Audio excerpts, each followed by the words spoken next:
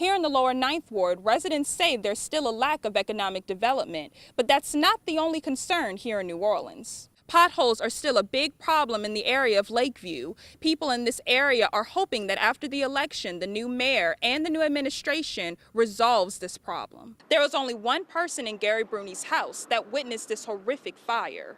It was a 12-year-old girl. The LSU Dental School's main building flooded this past Saturday. The water is almost out of the basement, but as you can see, the crew is still here trying to remove all of the moisture that is in the basement. Sheriff Norman is known to be very outspoken, but many say that he has learned it from his predecessor, Sheriff Harry Lee. Judy Robinson has lived in Pontchartrain Park for over 30 years.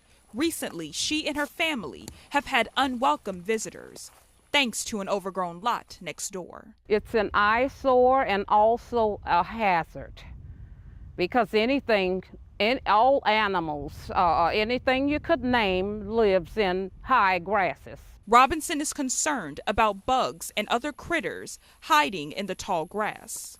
Just a few days ago, Robinson's daughter, Stephanie Robinson, saw a black snake in their yard. He came out of this very large bush and he went directly across the patio and to the edge right there and out into the grass. Her mother immediately called the Pontchartrain Park Community Development Corporation, which owns the property. The lady that handles it, she was first thing saying that she wished she could give me better news about the properties, but then all she could tell me is that they are all out of funding. An official with the corporation says they are worried about the overgrown lot as well. Pontchartrain Park's asset manager, the FDIC, is looking into the paperwork to try and resolve the problem. We have a lot of children in the neighborhood and we don't want them to be exposed to something like this and, possibly encounter what I've encountered. Areas like this in Pontchartrain Park have grass and weeds that have grown to about 4 feet high.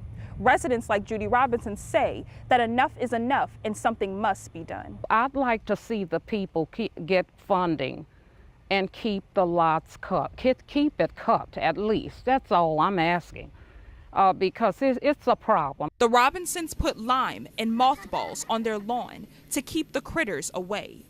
Until the lots are cut, they can only hope that they have no more unexpected visitors. Lauren Maiden, Eyewitness News. 33-year-old Cynthia Kilpatrick left her Harvey home Thursday afternoon. She didn't get far before her 14-year-old daughter, Jalea, called her disturbed and frightened. Their house was on fire.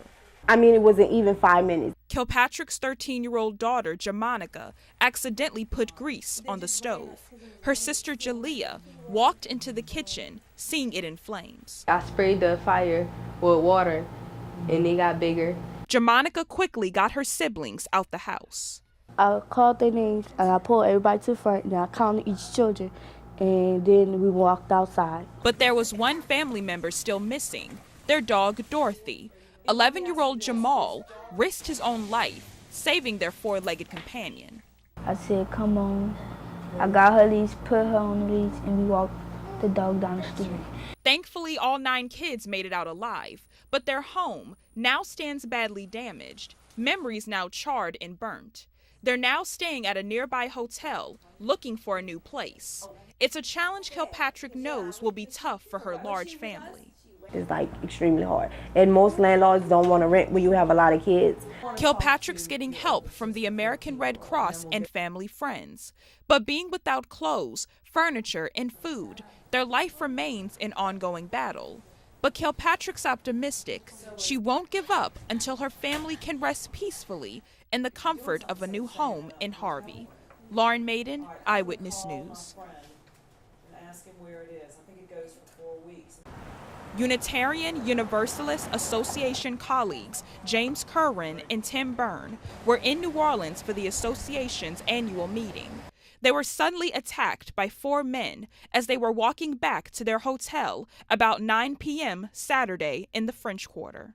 Nearly 50 police officers working in this area that night, but they did not commit this crime out of the eyes of the community. A violent robbery happened right here in the French Quarter, and as you can see, the blood from this violent attack is still right here on the sidewalk. Curran suffered a fractured nose. Byrne was rushed to University Medical Center in critical condition. This is a pretty bad attack, and we would ask anybody who recognizes these individuals to please reach out to us and let us know who they are so we can go ahead and hold them accountable for what they've done. One man is now in custody. 21-year-old DeJuan Paul surrendered to police on Monday. Police say they are looking for the 3 other men that committed the attack on the Boston area men. A message to the people who did this, in just a little while, everybody's going to see you.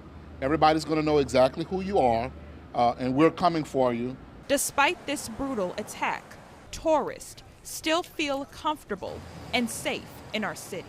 I found it shocking, but it didn't make me feel worried about walking around myself. It seemed like, because it was so shocking because of the brutality, it seemed like it wasn't something that would be commonplace. I think that it's, a comfortable place to walk around, and there's a police presence that makes us feel more secure. I feel very comfortable here. NOPD 8th District Commander Nick Gernon says police will possibly release additional pictures of the 3 other men they believe are responsible for the violent robbery by Monday afternoon. Lauren Maiden, Eyewitness News. Rain didn't stop New Orleanians and tourists from attending the 11th annual Louisiana Cajun Zydeco Festival. Event organizer Scott Ages says their policy is simply rain or shine. We did actually have to shut the music down for about 45 minutes because there was some lightning in the area, but as soon as it dried, we were right back up and running. This free, fun-filled festival in Louis Armstrong Park is the only festival that features exclusively Cajun and Zydeco music. Many people danced and enjoyed the music of Louisiana's most beloved Cajun and Zydeco performers. So little water doesn't scare us. The stage is covered, so the musicians can keep playing, and as long as there's no lightning in the area, it's only the dancers who get wet, and they don't really seem to mind. The festival attracts about 12,000 people from around the world every year. People come as far as Australia and Germany. It even attracted Yolanda Edwards and her friends from North Louisiana. Oh my gosh, it is great. It's great. The rain kind of dampened it a little bit, but now that the rain has stopped, it's wonderful. We're enjoying ourselves. There are 13 food vendors featuring seafood like shrimp, catfish, and alligator. There are also 27 craft vendors with artisans who sell handmade items like clothes and jewelry. So far we've walked through, had a little food, some fried catfish and everything. We're about to go back and go through some other vendors and purchase some items because everything is so unique to New Orleans. This festival is one of 4 free festivals put on by the New Orleans Jazz and Heritage Foundation.